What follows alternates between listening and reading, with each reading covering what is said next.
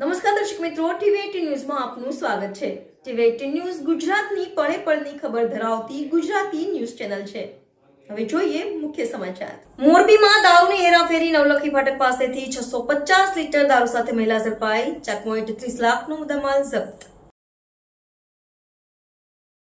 મોરબી બે ડિવિઝન પોલીસે નવલખી ફાટક પાસેથી દારૂની હેરાફેરી કરતી મહિલા બુટલેગરને ઝડપી પાડી છે। પોલીસને મળેલી બાતમીના આધારે નવલખી રોડ પર વોચ ગોઠવવામાં આવી હતી।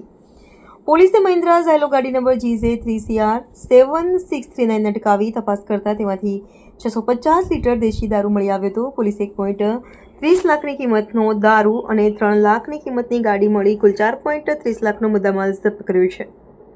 આ કેસમાં માળિયા વનાળિયા સોસાયટી 16D મોરબી ખાતે રહેતી 22 વર્ષીય મુમતાઝબેન ઇસ્લામુદ્દીન જામની ધરપકડ કરવામાં આવી છે। તેની સાથે એક 17 વર્ષના કિશોરને પણ મળી આવ્યો હતો, જેની પૂછપરછ બાદ તેના વાલીને સોંપી દેવામાં આવ્યો છે। 22 વર્ષીય મુમતાઝબેન ઇસ્લામુદ્દીન જામની ધરપકડ કરવામાં આવી છે। તેની સાથે એક 17 વર્ષનો કિશોર પણ મળી આવ્યો છે, જેને પૂછપરછ બાદ તેના વાલીને સોંપી દેવામાં આવ્યો છે। તપાસ દરમિયાન સુરજબારી તાલુકાના સામખિયાળીના હુસેનભાઈનું નામ સામે આવ્યું છે, જેની ધરપકડ માટે પોલીસે કાર્યવાહી શરૂ કરી છે।